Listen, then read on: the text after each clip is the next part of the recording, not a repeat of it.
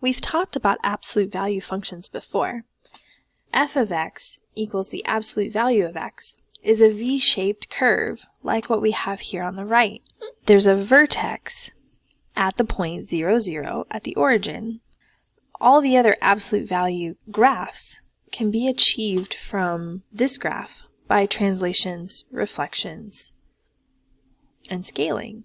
Before we talk about inequalities, let's get an understanding of what's going on in the graph. Here's my function, f of x equals the absolute value of x. If I wanted to know what x values would solve the equation absolute value of x equals 3, I can remember that I'm looking for ordered pairs such that the y-coordinate is equal to 3. One thing we can do on a graph is to draw some lines. Here, the y value equals 3. We can create a horizontal line, y equals 3. And now if we look at the graph, where on the graph does this horizontal line y equals 3 intersect the absolute value function? We have two places.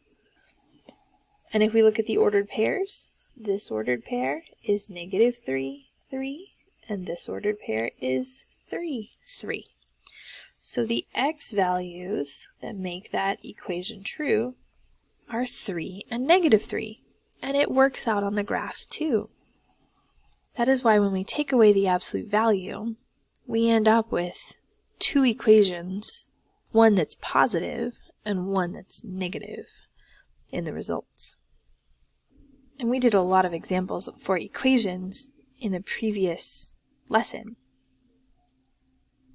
So let's talk about inequalities. What if I wanted to know when the absolute value of x is less than 3? Well, less than 3 would translate to below the line y equals 3. I want all the x values such that their corresponding y values are less than 3. And on this graph, that would correspond to the part of the graph below the line. And what x values are those? Well, looking at that graph, those x values are from negative 3 to positive 3 as an interval. Now this will become important to us when we go back to the symbolic solving of absolute value inequalities. What if I wanted to find the absolute value of x is greater than or equal to 3? Here, greater than or equal to 3 mean I'm above that line y equals 3. And where are we above that line y equals 3? From negative infinity to negative 3 and 3 to infinity. So when we're dealing with absolute value inequalities, they actually reduce to compound inequalities. Think about it. An absolute value equation turns into two separate equations.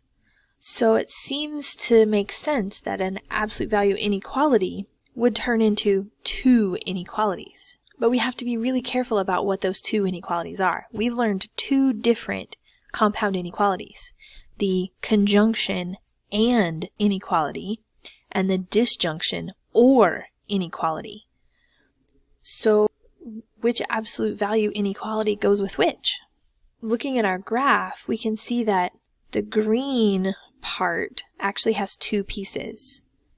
And of the compound inequalities, the only ones that gave us two pieces were the disjunction inequalities. Notice that for the yellow, the less thans, we're looking at between two numbers. And what usually came up for between two numbers, when we didn't go off to infinity, were the conjunction inequalities.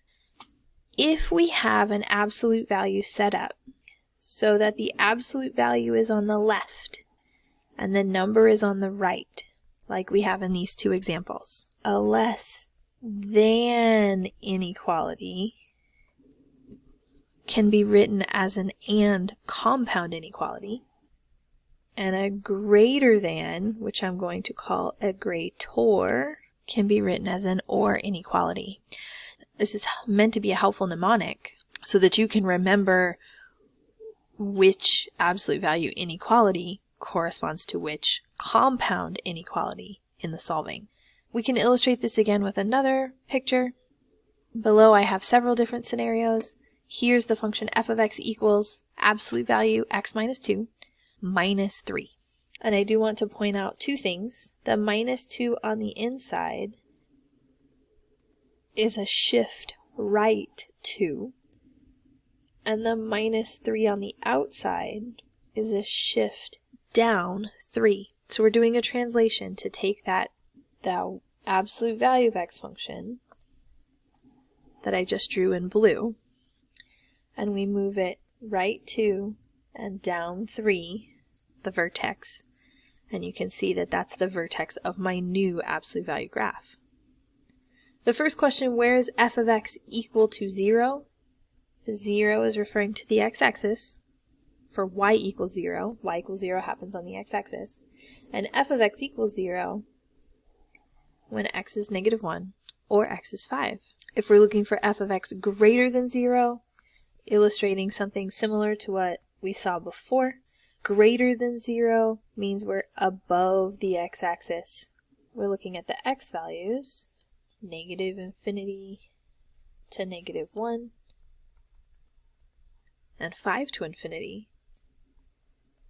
I'm drawing the intervals in red on that x-axis so you can see exactly what we're doing. Basically, like what we were doing with domains and ranges, we're smashing that graph onto the x-axis, and we're seeing what part of the graph is covering the x-axis, what yellow part of the graph above the x-axis gets smashed down.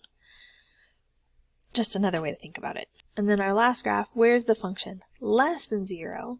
Again, 0 being the y-axis, less than 0 will refer to below the x-axis, or graphing in red, I'm starting at negative 1, and I'm going all the way over to 5. So it's the interval from negative 1 to 5. Remember that where is always asking what x values. So where is f of x less than 0 for the x values between negative 1 and 5? We'll take a look at one more graph in this lesson. Here we have f of x equals the absolute value of x minus 3. The minus 3 on the outside means that we're going to have our graph start at negative 3. And I'm just going to put some little labels in here. And I think my squares are not perfectly square, because if they were, that 45-degree angle would have worked. And it doesn't quite work for me. And that's okay. But we have a V-shaped graph, which is what we want. And we're going to answer these questions. Where is f of x equal to 0? Where's the function equal to 0? Equal to 0 for negative 3 and 3. Where is it less than 0? Well, less than 0 is below the x-axis. So I'm going from negative 3 to positive 3. And where is the function greater than 0? I'm looking at the pieces above the x-axis, which would be negative infinity to negative 3. And then over here on this side, 3 to infinity. So there's a direct relationship between the graph and the solutions that we're getting for these symbolic equations and inequalities. In the next lesson, we will do that symbolic solving of inequalities.